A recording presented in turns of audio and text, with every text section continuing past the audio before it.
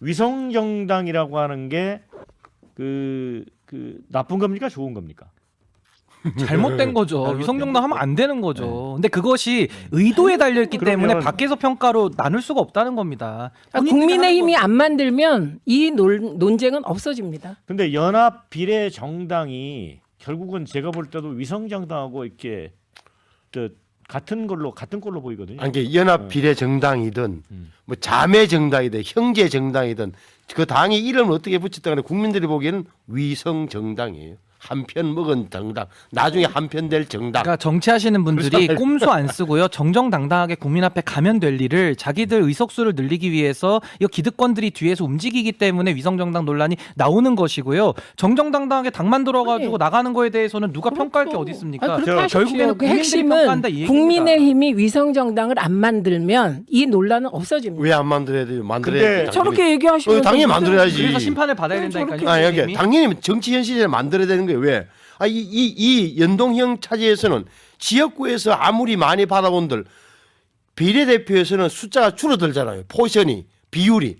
그렇다면 당연히 아니. 오롯이 비례대표만을 위한 정당을 만드는 게 아니, 훨씬 의원님. 더 효율적 합리적 판단이죠. 그럼 의원님 국민의힘은 위성정당 만들어도 되고 만- 민주당은 만들면 아, 안 그 되고 민주당이 알아서 할 일이고 내가 국민의힘 대표로 나 우리나라 당연히 그건 빨리 만들지. 비난하십시오. 아, 당연하죠. 그래도 국민의힘은 최소한 이래서 양심은 정치적 있는- 심판과 역사적 심판까지 받아야 돼요. 제가 볼 때는. 그러니까 이것은 꼼수고요. 잘못된 겁니다. 국민의힘이 해도 잘못이고 민주당이 해도 잘못인 겁니다. 큰 틀에서 보면 어쨌든 그 병리평이 아닌 꼴을 가겠다고 하는 건 다당제의 길을 열어주자는 뜻이니까. 근데 그런 의미에서 위성정당은 다당제의 모습은 바람직한 모습은 아니잖아요, 사실은.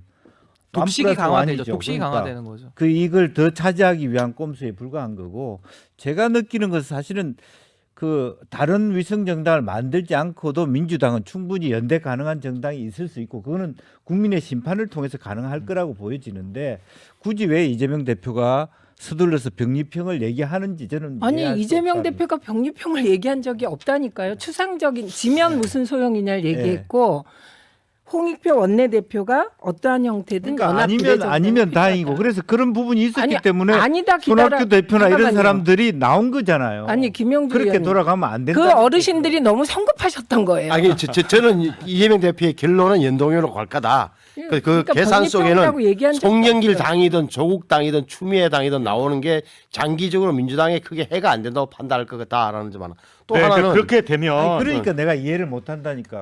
그러니까 이제 이럴 것 같아요. 그런 이거 얘기도 안 나와요 지금. 우리 그 프로그램 보시는 분들은 자 예를 들어 송영길 뭐 신당 나오고 조국 신당 그래서 이제 민주당 내에 우당 연합비례당으로 나오고 국민의힘이 위성정당 만드는 거하고 사실은 이준석 신당이 본질에 있어서는 큰 차이가 없다. 똑같은 거죠. 그러니까 이준석 신당. 어찌 보면은 차라리 그 병리평 비례대표제가 심플한 거죠. 그렇게 따지면 그러니까 그런 생각 그런 의미에서 하는 거죠. 아니 근데 아니, 그럼에도 이준석 신당도 불구하고 있잖아요. 그런 부작용에도 불구하고 아, 여전히 이준석 신당 제3당의 아닙니까? 길은 존재할 수도, 그 사이에 정말 위성 정당이나 꼼수 정당이 아닌 제3당의 가능성을 보자는 거죠. 그러니까 저는요, 이 말씀만 드리면 논점이 좀 일탈돼서 죄송합니다만은 과거에도 위장 탈당부터 해서 여러 가지 국회 내에서 뭐 회기 쪼개기라든지 꼼수가 난무했어요. 저는 이 위성 정당도 정치인들이 더 자신들의 좋은 머리를 좋은 쪽으로 써야 되는데 이걸 갖다가 본인들의 기득권을 더 유지 강화하는 쪽으로 가는 거는 부인할 수 없거든요. 그러니까 거기에 대해서 이런 식으로 국민들을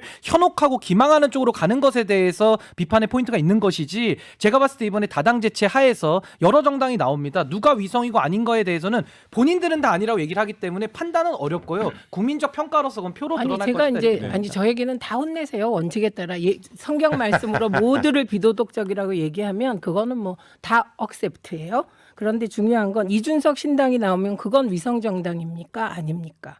그러니까 본인이 아니라고 할 거예요. 뭐 당을 만들지 안 만들지 모르지만 뭐 만들면 본인은 아니라 하겠죠. 그러니까 그게 아니, 판단이 어렵다니까요, 밖에서. 저는 아니- 이준석 신당이 나오면 탈당하고 나오면 위성 정당이라고 안 보여요. 이유가 뭐냐? 이준석 대표는 나름 그 동의 여부와는 별개로 보수의 새로운 가치에 대한 언급을 하고 있기 때문이에요. 그리고 또 하나는 지역구에 후보를 낸다는 거잖아요. 그래서 저는 위성정당이냐 아니냐의 판단 기준의 하나는 가치가 있느냐. 그리고 또 하나는 지역구를 몇 명 출마시키느냐. 요걸로 판단이 돼야 되는 거다. 원칙이다 이게. 그렇게 근데 보입니다. 어느 정당이나 자기 정당에 가치가 없다라고 주장하는 당은 없어요. 다 가치가 있다라고 얘기들은 합니다. 아니 그건 그래서 지금 그걸로는 별로 반박이 안 평가하기 되니까. 아니 자, 비례대표 연동형으로 유지될 경우에 예상되는 모습.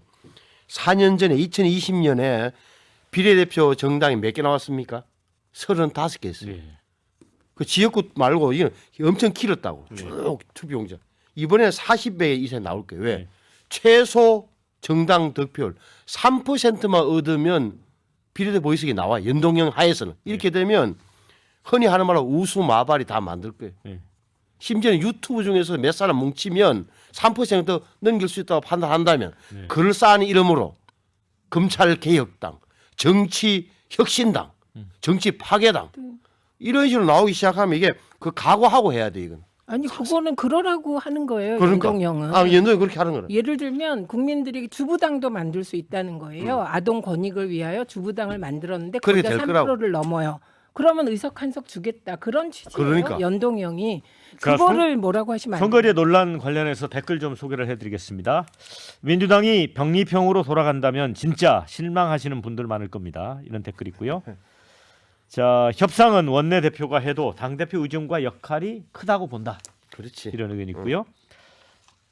이재명 대표 입장에서 비례 공천권을 포기할 수 있을까요? 뭐 이런 의견도 있습니다. 자기들 유리한 대로 바꾸려는 선거제도는 결코 국민들이 원하는 게 아니다.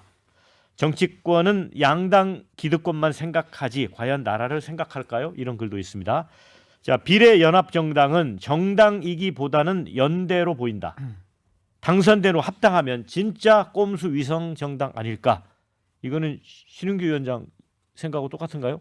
그러니까 이제 그 위성정당 여부에 대한 판단이 저는 기준이 좀 모호하다라는 게 분명히 있고요. 아마 이건 좀 사후적으로 그것들이 합당을 하게 되면 위성정당을 자인하는 게 되는 것이고 합당을 안 하고 개별 노선을 가겠다라면은 다당제 체제하에서 더 정치 변화를 위한 노력으로도 평가할 수 있는 거고요. 그러니까 그 부분은 국민들의 선택에 건 달려 있다 이렇게 봅니다. 참 이 선거제가 어렵습니다.